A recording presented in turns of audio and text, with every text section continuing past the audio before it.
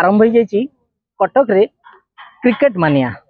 हाँ दर्शक बंधु, आसंता फेब्रुआरी 9 तारिख रे होबाकु थिबा भारत इंग्लैंड विपक्ष दिनिकिया आंतर्जातिक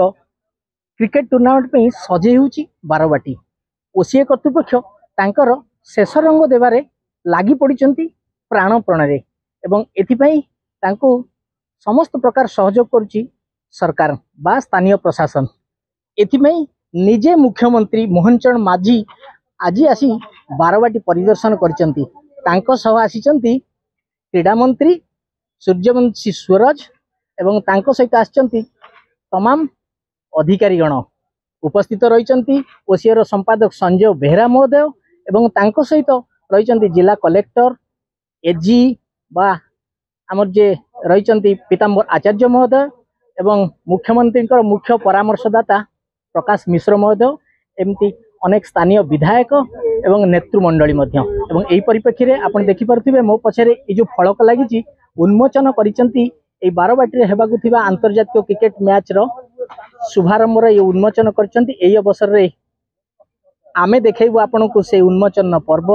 कौन कहिले मुख्यमंत्री शुणैबु आपनको विस्तार भाव में आपनको शुणैबु एही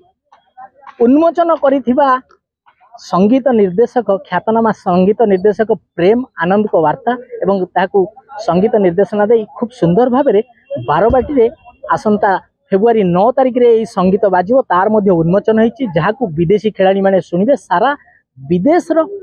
लोक बा क्रिकेट प्रेमी या उपभोग करेंगे। चलते प्रथम शुणु कौन कहले नेतृमंडली कौन कहले मुख्यमंत्री मुख्यमंत्री केते संतुष्ट अच्छा प्रथम शुणु से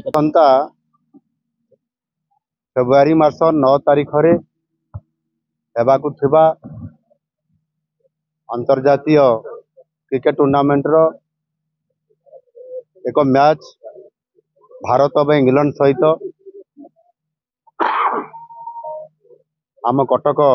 बारवाटी स्टेडियम रे ये निश्चित भाव में बहुत बड़ गोटे आम ओडिशा पाई आम पाई सौभाग्यर कथा। नुआ सरकार आसिला परे मध्य ये मैच आम पाई प्रथम मैच होउची। ओसीएर समस्त नेतृवृंद आमर संपादक संजय बेहरा सहित समस्त टीम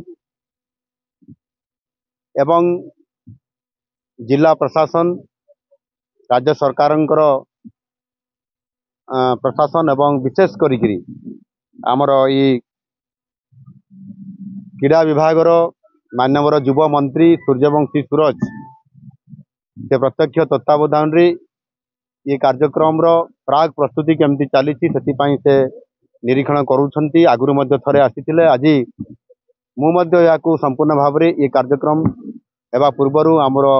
पूर्व प्रस्तुति केमती चली आज देखा आज आसी एवं मत देखला परे मु संतुष्ट व्यक्त करुछि एथिपाई जे समय अनुसार प्राय समस्त प्रकार प्रस्तुति ठीक चली। आशा करी एथर निश्चित भाव में आमर ये क्रिकेट टूर्नामेंट बहुत उत्साहपूर्ण हम एवं सफलता निश्चित भाव में लाभ करिवो। बारवाटी इतिहास लिपिबद्ध होइकी रहिला जे जेकोसी एते इंटरनेशनल मैच होइची कोनोसी दिन माने मैच पूर्व रिव्यू करिया पई जे प्रिपरेटिव जो माने प्रिपरेशन केमती चलची कोन माने ऑनरेबल सीएम हमर आसीकी रिव्यू नबा एटा प्रथम थर इतिहास रे। तो जेहेतु मोहन सरकार रहउचंती लोकंकर तुमकरी बेसिकली सी लोकंकर आसीबा तांकर गमन केमती ठीक रहिबो। सेकेंडली हैला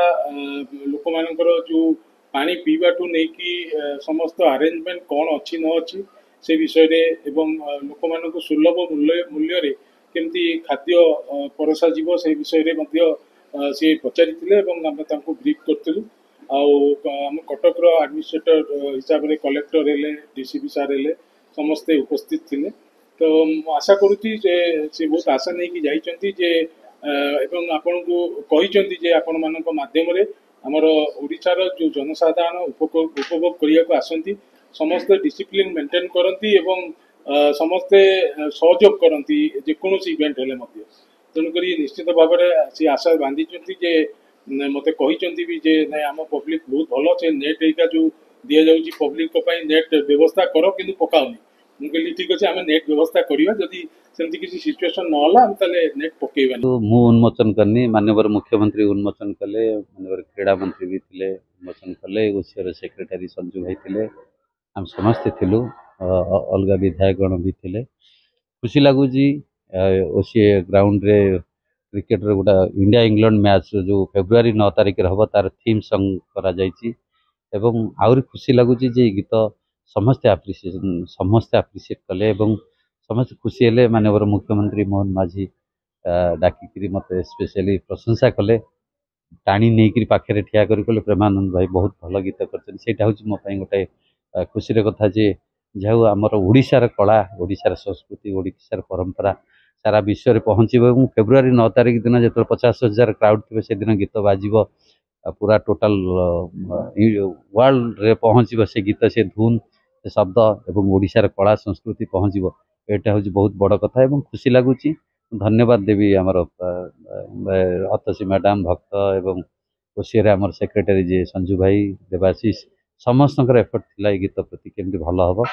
आउ आज गीत सक्सेस होती सफल होती समस्ते कहते आप्रिशिएट कर समस्त श्रेय समस्त जीव स्वागत संगीतर उन्मोचन करी मुख्यमंत्री जी खुशी बारवाटीर प्रस्तुति पर्व नहीं क्या से संतुष्ट संगीत निर्देशक प्रेम आनंद अत्यंत उत्सुकतार सहित अपेक्षा कर बसी आसंता 9 तारिख होगा भारत इंग्लैंड मैच तमाम प्रस्तुति शेष सरी ओसीए तार कौन प्रकार कमी न रखी सारे को बसी अपेक्षा रही जिला प्रशासन स्थानीय प्रशासन पुलिस प्रशासन अग्नि निर्वापक जंत्र सहित अग्निशम विभाग ए समस्त जिनस केमती सुचारू रूपे हो नजर रही 9 तारिख को जेबे एई खेल संपूर्ण रूपे दिवारात्र होगा जाउथिबा एई मैच रो केमिति सुरुखुरु रे परिचालन हेबो। कटक बारवाटी स्टेडियम परिसर दीपक आचार्य रिपोर्ट फोकस प्लस।